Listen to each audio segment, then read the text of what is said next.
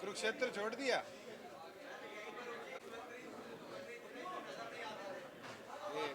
ये पहले तो आप सबका धन्यवाद कि आप सभी आज यहाँ एकत्रित हुए। पिछले 5 दिनों के अंदर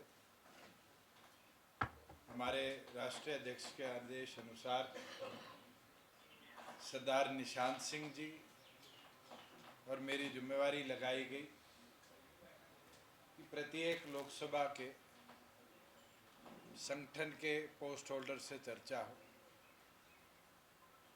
बड़े संक्षेप में 10 की 10 लोकसभा के साथियों से हमने चर्चा करी है और कल से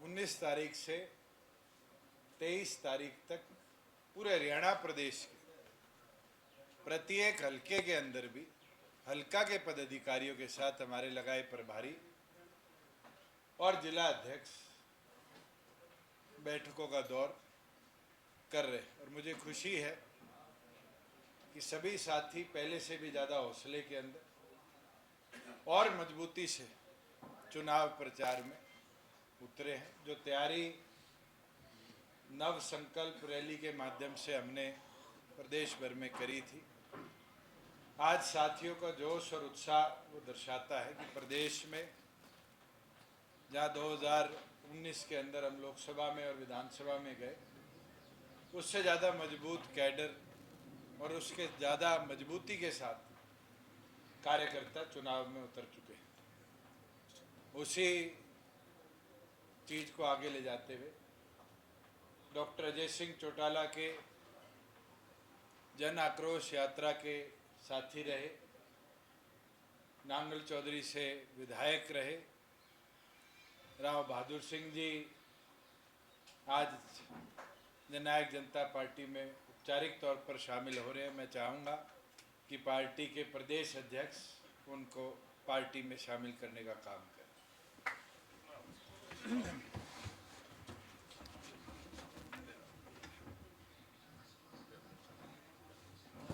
वेलकम सर, स्वागत। Thank you sir, thank you.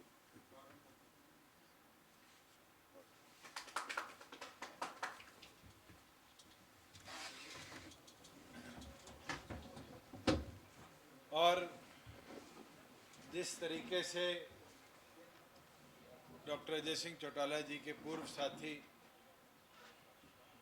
आज हमारे साथ शामिल हुए हैं, मेरा ये मानना है कि अगले जो 68 दिन से कम का सफ़र लोकसभा की पोलिंग में बचा है, अनेक ऐसे साथी भी जननायक जनता पार्टी में शामिल होंगे जो शायद पहले अलायंस की वजह से ये सोचते हो कि वो विधानसभा सीट या लोकसभा सीट शायद अलायंस में रह जाए। मैं तो ये मानता हूँ हमारा जो लक्ष्य उद्देश्य है वो प्रदेश के अंदर संगठन को सबसे बड़ा वोट शेयर के अंदर संगठन बनाना है और उसके उपरांत 5.5 सालों से सभी कार्यकर्ताओं ने काम किया और इस दौरान जब फील्ड में गए तो एक उदाहरण बहुत अच्छा दिया एक अम्बाड़ा के साथी ने कि जी पिछले साल बाढ़ आई थी और जीरी की फसल बर्बाद हो गई थी, आपने मुआवजा भिजवाया, क्या किसान ने जीरी लगानी छोड़ दी? वो तो अगले दिन ही पनीरी लेके आया, बो दी और फल भी उससे डेढ़ा आया। तो मैं उस चीज से तो एक चीज मान चुका कि जो जोश हिसार में साथियों ने दिखाया है और जिस प्रकार से लोकसभा के सभी साथियों ने अपनी बात रखी है और अब विधानसभा की जैसे जैसे मीटिंगें होगी, चौधरी देवीलाल का सिपाही वो किसान है जो पहले भी से भी ज़्यादा मजबूती के साथ अपनी सिंचाई भी करेगा और संगठन की ताकत को और ज़्यादा बढ़ाने का काम करेगा। और हमें तो बहुत अच्छा समय लोकसभा की तैयारी के लिए मिल गया। जो ये 70 दिन का समय मिला है 25 मई तक का, मैं मानता हूं प्रदेश के प्रत्येक कोने, प्रत्येक गांव, प्रत्येक घर को जननायक जनता पार्टी का कार्यकर्ता पहुंचकर संगठन के साथ और मजबूती से जोड़ेगा भी, और पहले से भी ज़्यादा ताकत के साथ उन साथियों को जो पीछे रह गए थे या किसी और विचारधारा से जुड़ गए थे, उनको भी वापस लाने का काम करेंगे। वही साथ में नए साथियों को, और खास तौर पर मैं इलेक्शन कमिश्नर की, चीफ इलेक्शन कमिश्नर की पीसी सुन रहा था कि युवा बहुत बड़ी संख्या में है, महिलाएं भी लगभग 50% के आसपास की एवरेज वोट शेयर की आ रही। उन संख्या बल को भी हम जोड़ेंगे, और मैं तो आगे जब भी सुझाव पीएसी के अंदर लिए जाएंगे ये भी सुझाव दूंगा कि युवा और महिला को जैसे हमने विधानसभा में प्राथमिकता दी थी, आने वाले भविष्य के लोकसभा के अंदर भी पार्टी इस पे विचार करे कि महिला और युवा का प्रतिनिधित्व प्रदेश के अंदर हमारे संगठन में सबसे ज़्यादा होना चाहिए। मैं औपचारिक तौर पर राव बहादुर सिंह जी को चाहूँगा कि वो भी अपना व्यक्तित्व रखें, और फिर आपके जो सवाल होंगे उनका भी एक एक करके जवाब रखें। बैठे बैठे करो, बैठे बैठे करो।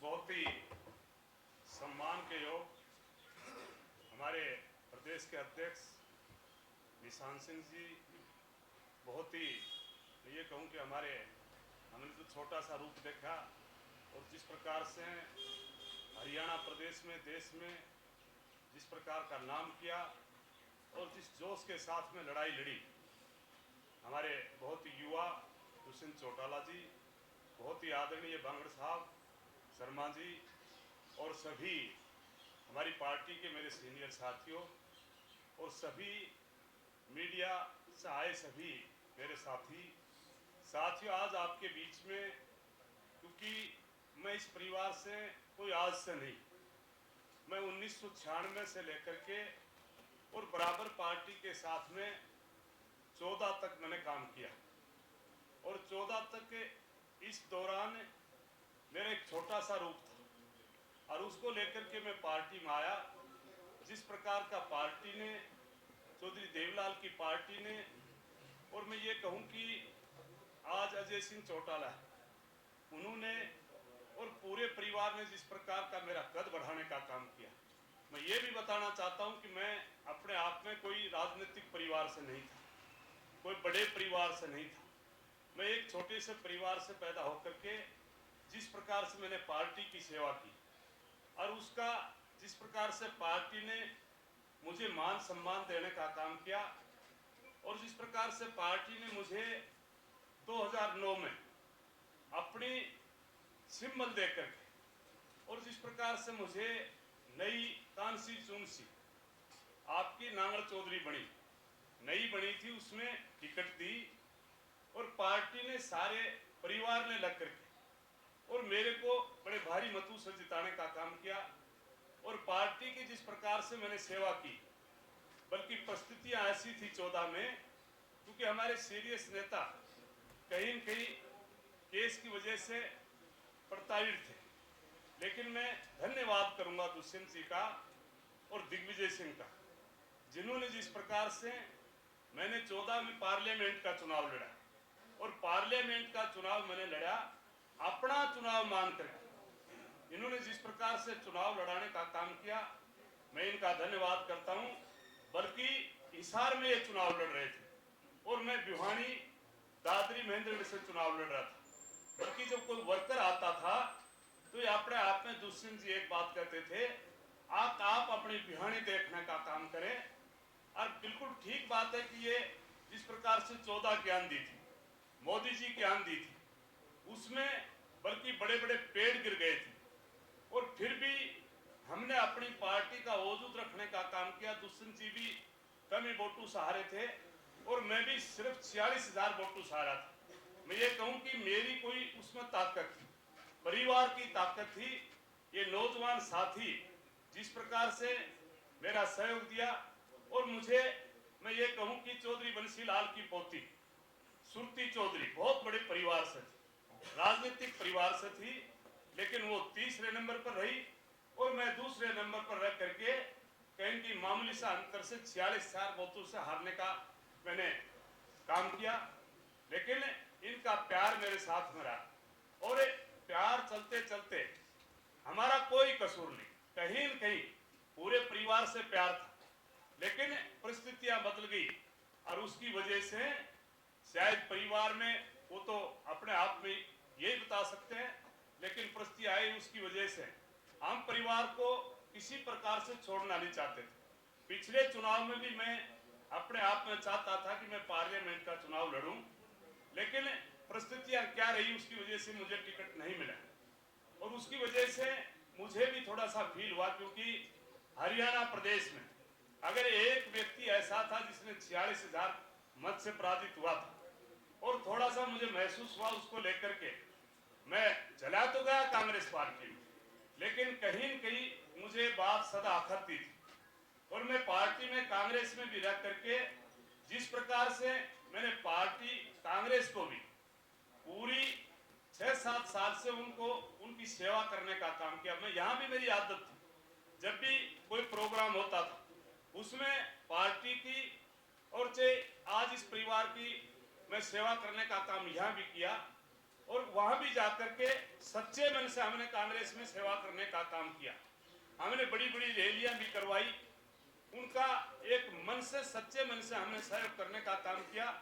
लेकिन हमने एक बात देखी कि एक तो ये अपने आप में हमारा ये परिवार था, दुष्यंत सिंह जी था और चाहे दिग्विजय सिंह और चाहे हमारे, मैं ये कहूँ कि वैसे तो खैर अजय सिंह छोटे भाई हमारे, उनकी भी बात करूं, जितनी कोई बात जबान से कह देते हैं उन पर ये खरा उतरने का काम करते हैं। इससे हमारी इस पार्टी में और कांग्रेस में आज मैं इसलिए कांग्रेस को अलविदा कह करके आया। दोस्तों, मैंने एक बात देखी, यहाँ जबान और मेरे ख्याल में एक बार जो जबान कहती उसको खरा उतरते और किसी को झूठी लालच दे करके और जगह जगह कोई नेता बनाने का काम नहीं करते। और मैंने वहां माननीय भूपेंद्र सिंह हुड्डा जी के रहनुमाई में काम किया। माननीय मैं ये कहूं कि अपनी बहन मान करके आशा हुड्डा जी के साथ में काम किया, हमने उनको भी प्रोग्राम में लाए। हमारे मैं ये कहूं कि जब एक दीपेंद्र सिंह हुड्डा पे हमें पूरा यकीन था कि दीपेंद्र सिंह हुड्डा कहीं न कहीं जबान का सच्चा होगा, लेकिन साथियों मुझे फर्क इतना देखने के लिए मिला, एक तो इस परिवार की जबान थी और एक हुड्डा साहब की, वो आदमी को कहीं न कहीं चूस करके, जैसे मैं ये कहूं कि अपने बेर की गुठली को चूस करके और जिस प्रकार से बगाने का काम करते हैं। मैं झूठ नहीं बोलता, पूरे हरियाणा प्रदेश में आपको पता लग जाएगा, कोई यहाँ चंडीगढ़ का अगर है तो पूछ लेना। हमने उनकी बहुत भारी सेवा करने का काम किया और उसको लेकर के जब हम नजदीक जाते थे तो एक मैं ये नहीं कहता कि मेरे को ये आश्वासन दिया गया कि हम आपको एमपी का चुनाव लड़ाने का काम करेंगे। पूरी तौर पर मैंने 3-4 साल जिस प्रकार से मैंने अपनी पार्लियामेंट्री कॉन्स्टिट्यूंसी में काम किया, बल्कि मेरे ख्याल में कईयों को तो पता भी है क्योंकि मेरे प्रोग्रामों में आप जाते भी थे और मैंने जितने बड़े प्रोग्राम किए उसको लेकर के मुझे आश्वासन मिला और मैंने 3-4 साल से बराबर जो हमारी पार्लियामेंट्री के कॉन्स्टिट्यूंसी के जितने भी गांव थे, पड़ोसी गांव भी चाहे झज्जर कॉन्स्टिट्यूंसी के थे, चाहे आपके कोसली कॉन्स्टिट्यूंसी के थे। और मैं आपकी जानकारी में बताना चाहता हूं, मैं राजस्थान में जन्मा था, वहां के भी जो नजदीक के गांव थे उनको भी हमने सम्मानित करने का काम किया। हर साल 14 तारीख मकर संक्रांति हम हर साल मनाने का काम करते हैं और हमने हर गांव में जाकर के हर अपनी, चाहे हमारे गांव का जिला पार्षद था, चाहे गांव का ब्लॉक समिति का मेंबर था, सरपंच था, पंच था, लंबड़दार था, चाहे रिटायरमेंट कर्मचारी था, अधिकारी था और चाहे 60 साल का बुजुर्ग था, चाहे मेरी माता बहनें थी, हर व्यक्ति को घर में जाकर के सम्मानित करने का काम किया। और जब आपका नंबर आया तो मेरे ख्याल में मैं ये कहूं कि दोस्तों आज मेरी बात सुन रहे हो, मैं ये कह सकता हूं कि दुष्यंत आज हमारा नौजवान साथी, हमारा नेता बैठा है। मैं ये बात दावे से कह सकता हूँ, आने वाले टाइम में आज न तो बीजेपी के में रहेंगे लोग और न ही कांग्रेस में रहेंगे। आज अगर कोई पार्टी विरोध करेगी तो हमारी जेजेपी पार्टी करेगी।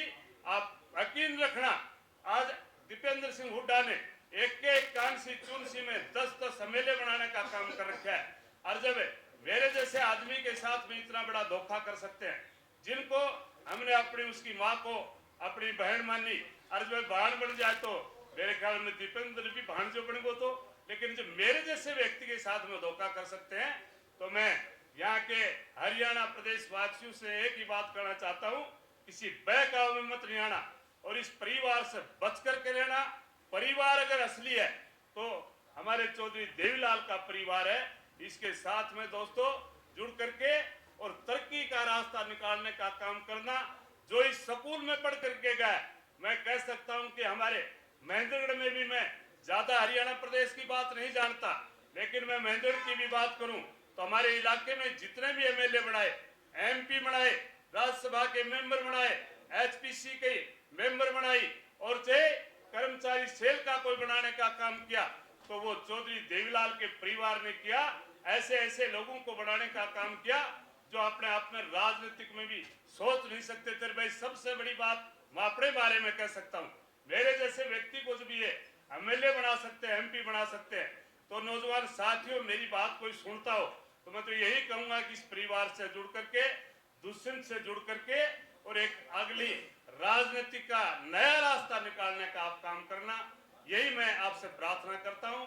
और आज मैं पुनः मेरे सीनियर बैठे हैं, प्रदेश अध्यक्ष बैठे हैं, मेरी पार्टी के सीनियर बैठे हैं, दुष्यंत जी बैठे हैं, मैं इनका धन्यवाद करता हूं जिस प्रकार से मुझे मान सम्मान दिया और मान सम्मान देकर के मुझे पार्टी में मिलाने का काम किया। मैं पूरी पार्टी का और सभी हमारे जितने भी हमारे प्रदेश के जितने भी जिलों में बैठे उनका भी धन्यवाद करता हूं। आपने मुझे मान सम्मान देने का काम किया, आप सभी का बहुत बहुत धन्यवाद। अभी यहाँ कोई टिकट का कोई वादा हुआ है आपसे? नहीं, मैं यहाँ कोई टिकट का वादा नहीं, टिकट का वादा वहां था, यहाँ कोई टिकट का वादा नहीं। मुझे अगर ये सिपाही भी बना करके रखेंगे तो सिपाही बन करके रहूंगा।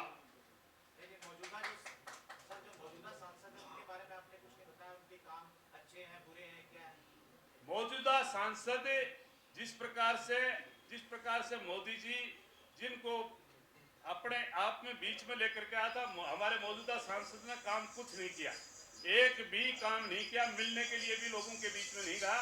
वो तो आप जाकर के लोगों को पूछोगे। मैं जरूर हर साल अपने आप में हर परिवार में जाकर के दुख सुख की बात करता हूँ। मैंने कोई ये तो बड़ा काम तो नहीं किया, लेकिन सम्मान जाकर के मैंने हर गांव में करने का काम। किसकी लहर है आपके इलाके में? मैं तो ये कहूंगा कि हमारी जेजेपी पार्टी की लहर है। कोई और सवाल?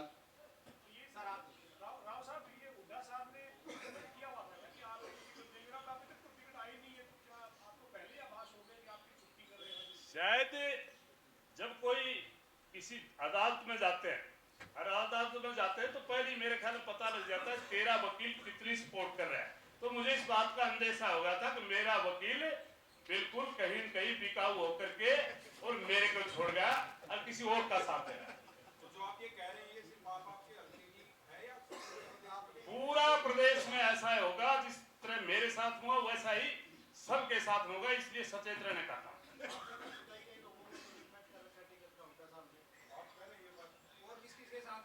नाम तो बताइए। नहीं, मैं तो ये मैं थोड़ी बताऊंगा। हर कांस्टिट्यूशन सुविधाओं को मेरे महेंद्रगढ़ की बात करूं, विधानसभा की। राव साहब, आपने 10-10 एमएलए वाली बात की कि हर क्षेत्र में दीपेंद्र ने 10-10 एमएलए संभावित टिकट के नाम पे जोड़ा हुआ है, तो इसका मतलब कांग्रेस में क्या ऐसा चल रहा है वाकई में कि 10-10 जगह हर जगह उम्मीदवार बना दिया गया? हाँ बिल्कुल, मैं जो सच्चाई बता रहा हूँ, मैं मेरे जिले की बता रहा हूँ, भिवानी की बता रहा हूँ। मैं ये कह रहा हूँ कि एक कांस्टिट्यूंसी में 7-7, 8-8 आदमियों को एमएलए बढ़ा करके खड़े कर रखे हैं, उनको आश्वासन दे रखा है और उनको ये कह रखा है कि तेरे को लड़ाएंगे, और जब मौका आएगा तो मेरे ख्याल में तो मेरे से समझ जाएंगे सारे, अभी दुष्यंत के साथ में लड़ने का काम करेंगे। मैं तो ये कहूंगा कि कांग्रेस नाम की तो कोई चीज नहीं, अगर संगठन जब तक ये नहीं बनाए 10 साल में, 10 साल से ये प्रदेश अध्यक्ष तो बढ़ा देते हैं, लेकिन कोई बॉडी इन्होंने गठित करने का काम नहीं किया। जबकि हमारी छोटी पार्टी थी, 5-5.5 साल पहले पार्टी बनी, जिस प्रकार से संगठन बनाने में इन्होंने मजबूती दिखाने का काम किया। आज कांग्रेस में है क्या? संगठन नाम की कोई चीज नहीं। हर आदमी अपने आप में नेता मानता है, हर आदमी अपने आप में। दीपेंद्र सिंह तो वास्तव में ही कईयों को टिकट बांटता है। मैं एक चीज जरूर बोलना चाहूंगा, जो राव बहादुर सिंह जी ने भी चीज कही। आज वास्तविक में कांग्रेस की ऐसी हालत है, और मेरे ख्याल से प्रेस के साथियों ने भी पिछले कई वर्षों में कई प्रदेश अध्यक्षों से यही बात पूछी है कि संगठन कब आए। जो इनके प्रदेश प्रभारी है, क्या नाम है, बावरिया जी, दीपक जी से ये तो पूछो कि वो तारीख पे तारीख दे जाते हैं, हफ्ते बाद, 10 दिन बाद, 15 दिन बाद संगठन आएगा। मुझे लगता है कि उदय भान जी का फेलियर नहीं है, ये कांग्रेस का फेलियर है कि उनके प्रदेश अध्यक्ष बनने से लेकर अब तक 22 जिला अध्यक्षों की नियुक्ति वो नहीं करते। और कोई भी ऑर्गेनाइजेशन जो है उसकी मेहनत होती है कि सरकार बने। सरकार से संगठन नहीं बनते, संगठन से सरकार बनती। और ये बड़ा महत्वपूर्ण चीज है कि कांग्रेस का पतन और खात्मा देश से इसलिए हो रहा है कि आज उनमें आत्मविश्वास नहीं है कि उनके पास संगठन भी खड़ा हो पाए। और मैं एक चीज जरूर बोलना चाहूंगा, पिछले कई दिनों से हुड्डा साहब ये बयान दे रहे हैं कि ये वोट काटेंगे, वोट काटेंगे। राजनीतिक आदमी की 5 साल की फसल है, और ये तो किसान भी नहीं छोड़ता कि मेरे फसल को पड़ोसी किसान काट ले जाए, वहां भी जेड़ी लेके खड़ा हो जाता है। तो क्या इनेलो को हमारी फसल काटने देंगे? हम कांग्रेस को काटने देंगे? बीजेपी को काटने देंगे? आज एक संगठन के तौर पर जो 5.5 साल में एक एक कार्यकर्ता ने मेहनत करी है, आज खड़े होकर उसकी मेहनत को प्रदेश भर में हम दिखाने का काम करें। और मैं प्रेस के साथियों से भी पूछना चाहूंगा, क्योंकि ये बारी बारी चीज लिखी आती है। 2019 के अंदर 3 चुनाव जननायक जनता पार्टी ने लड़े। उपचुनाव जींद का लड़ा जब एक चुनाव चिन्ह था। लोकसभा में 6.25 लाख के आसपास वोट आए थे जब दूसरा चुनाव चिन्ह था। और फिर विधानसभा में 15% वोट मिले, तीसरा चुनाव चिन्ह। आज तो हमारे पास स्टेबिलिटी है, और ये विश्वास है कि हरियाणा के अंतिम घर तक भी अगले 30 दिनों में हम चाबी को पहुंचाने का काम करेंगे नॉमिनेशन से पहले, और संगठन की ताकत को पूरी तौर पर दिखाएंगे। और जो लोग कहते हो कि चुनाव किसके आगे लड़ेंगे, एक चीज मुझे खुशी है, आज करनाल लोकसभा की मीटिंग थी, सर्वसम्मति से लोगों ने कहा कि मनोहर लाल जी के सामने भी मजबूत कैंडिडेट उतारना चाहिए और मजबूती के साथ करनाल की सीट लड़नी चाहिए। ये उनका जोश है, हौसला है।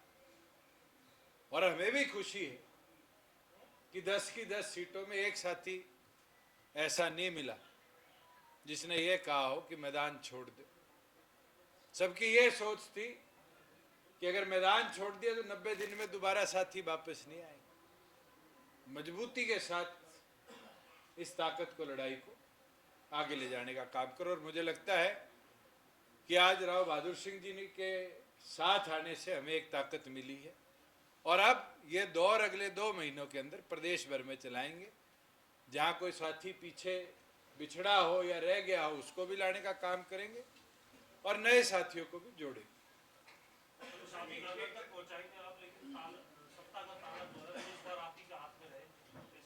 इस बार ताला भी हम लाएंगे और चाबी भी मारी लगाएंगे। ये चीज तो मैं अश्योर कर सकता हूँ। जब हम 11 महीने में चुनाव में गए थे, जब मैं ये बात कहता था कि हमारी चाबी ताला खोलेगी, और वो खोला। सरकार तो आज भी बीजेपी बना पाई, मगर उसके बावजूद भी स्टेबिलिटी जो थी 4.5 साल हमारे साथ मिल पाए। मैं तो बेचारे निर्दलियों की सोचता हूं आज के दिन, जो 4.5 साल तो ये सोच रहे थे हमारा नंबर आओगा, हमारा नंबर आओगा, और कल के कैबिनेट एक्सपेंशन के बाद तो ये चीज साफ होगी थारा नंबर को नहीं आवे। आप उनसे तो पूछो। हम तो आज भी हौसले के साथ प्रदेश के हित में कैसे कार्य उस पर काम करें। और मैंने तो पिछली प्रेस कॉन्फ्रेंस में भी आपके माध्यम से आग्रह किया था नए मुख्यमंत्री से कि आप मुआवजा राशि कोड ऑफ कंडक्ट से पहले किसान के खाते में ट्रांसफर करने का काम करें। आज कोड ऑफ कंडक्ट लग गया। आप ये सोचो, जाओड़ा वृष्टि हुई थी, फसल बर्बाद हुई थी, वहां अब किसान को 90 दिन का इंतजार करना पड़ेगा, क्योंकि नई सरकार ये टाइमली डिसीजन नहीं ले पाई कि गिरदावरी की रिपोर्ट पे पैसा सैंक्शन होना चाहिए।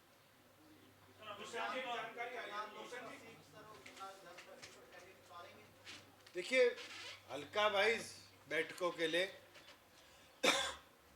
जिला अध्यक्षों को अधिकृत किया गया है, उनके साथ प्रभारी लगाए गए हैं। दोनों पे वो कार्यकर्ताओं से भी चर्चा करके अपने व्यूज ले आएंगे।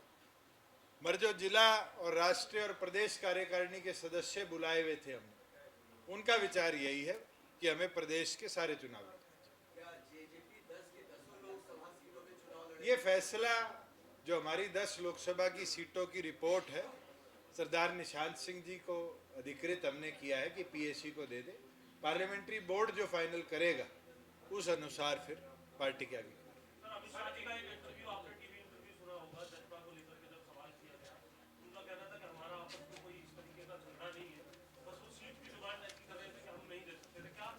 मैंने तो हिसार रैली में ही बड़े क्लियरली बोल दिया था कि हमने महेंद्रगढ़, भिवानी और दूसरी हिसार लोकसभा सीट मांगी थी, उस पे सहमति नहीं बनी। भारतीय जनता पार्टी ने यह निर्णय किया, और मुझे नहीं लगता उससे अलग कोई बीजेपी के भी साथी ने बोली होगी। पर मैं एक चीज जरूर कि हरियाणा प्रदेश के नए मुख्यमंत्री ने एक बात कही कि हमारा सरकार का गठबंधन था। मुझे लगता है उनने प्रभार नया संभाला है, उनको मनोहर लाल जी से पूछ लेना चाहिए था। अगर सरकार का गठबंधन था तो फिर एनडीए की बैठक में जेजेपी को क्यों बुलाया गया? आज के दिन उनके राष्ट्रीय अध्यक्ष क्यों एनडीए के अंदर जेजेपी को एक हिस्सा मानते थे?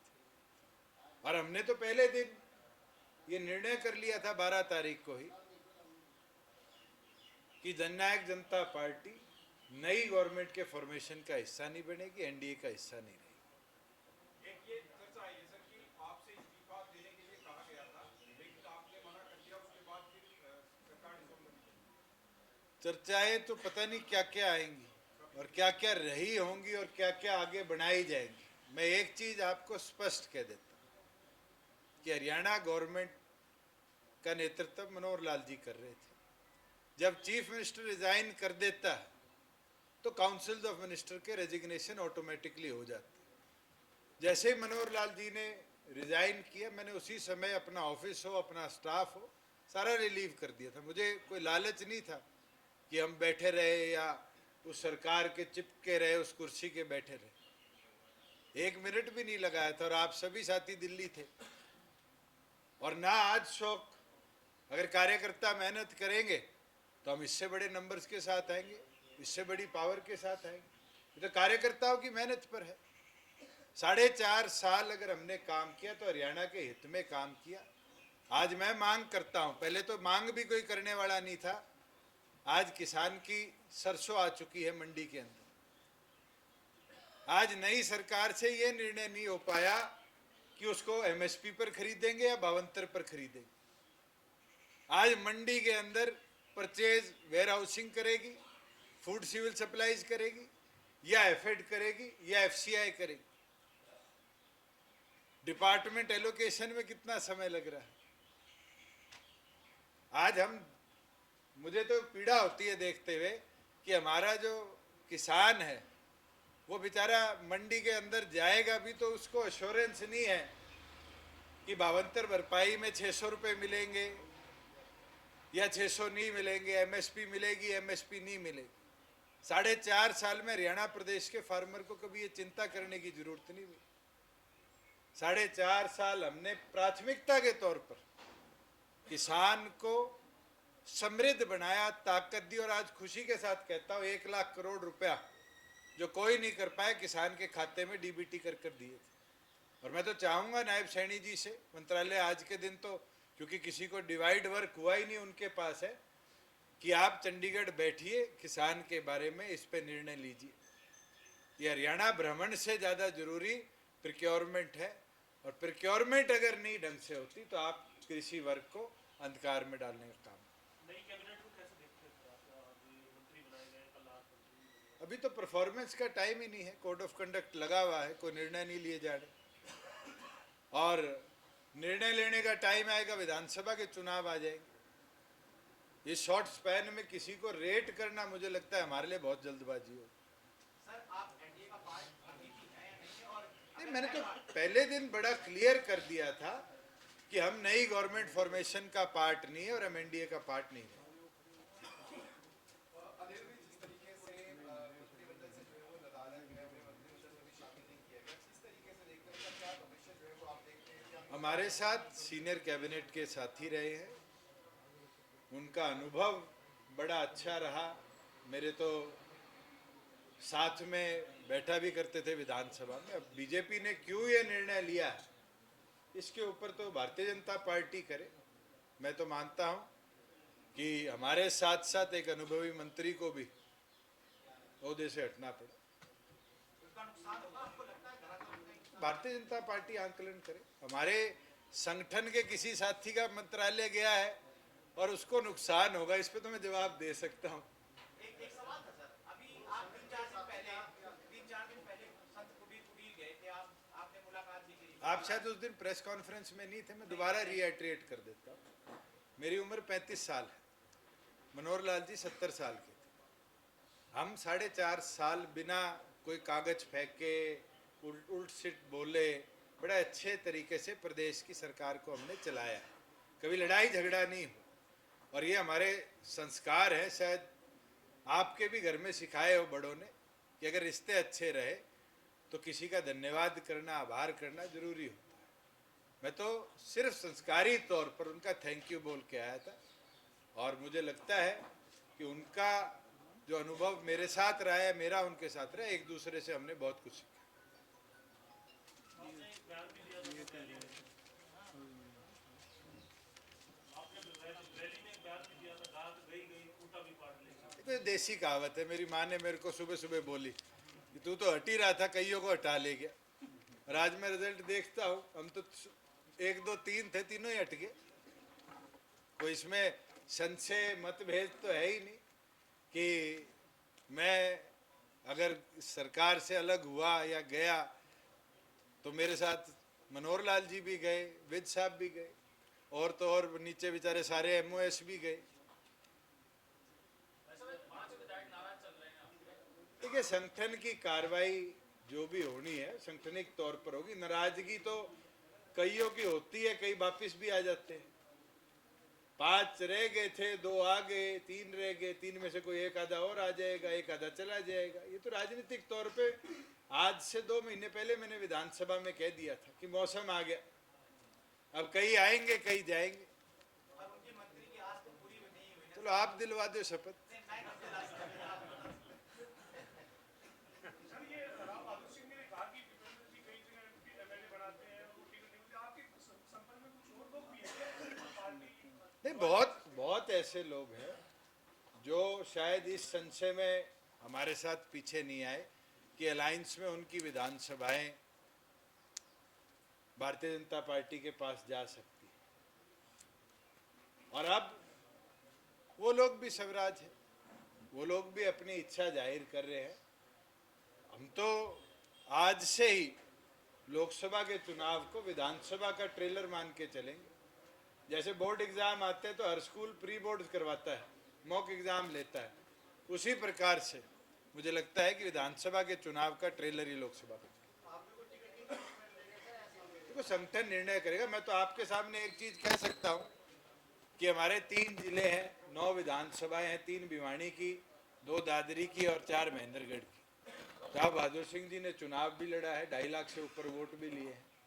आगे हल्के की मीटिंगें होंगी, बिल्कुल ये सारी मीटिंगें भी अटेंड करेंगे संगठन के तौर पर, और संगठन में भी जल्दी डॉक्टर अजय सिंह चौटाला जी से विचार विमर्श कर कोई सामान्य जिम्मेवारी भी इनको हम देने का काम करेंगे।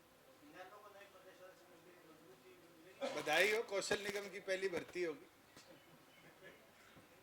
ये तो मेरे ख्याल से पहली बार हुआ होगा किसी संगठन में, जो लोग संगठन छोड़ के गए री एंट्री के अनुसार पहले पद की जिम्मेवारी दी गई, चाहे वो नफे सिंह राठी जी रहे हों, पहले वो भी चौटाला साहब को छोड़ के गए थे और उसके बाद उनको प्रदेश अध्यक्ष बनाया था। चाहे आज जिम्मेवारी रामपाल माजरा जी की को मिली हो, वो भी छोड़ के गए थे और उनको भी री एंट्री करते ही प्रदेश अध्यक्ष जैसी। मैं तो सोचता हूं जिन लोगों ने 98 से लेकर तो आईएनएलडी में काम किया हो, या चौधरी देवीलाल जी के साथ 1966 से काम किया हो, मैं तो उन लोगों की पीड़ा सोचता हूं कि उनकी क्या गलती रही या उनमें क्या कमी रही कि वो संगठन के लिए काम करते रहे और संगठन ने उनको जिम्मेवारी नहीं दी। और क्या ऐसी मजबूरी रही होगी कि ऑफर लेटर के साथ साथ अपॉइंटमेंट लेटर भी मिल गया।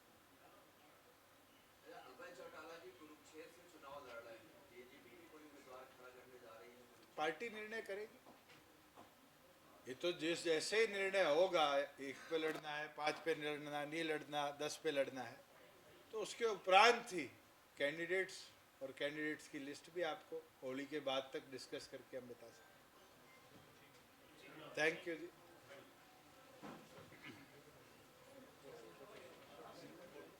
हाँ कर ले भाई, फोटो सारी हमारी, बैठे रहो जी, एक फोटो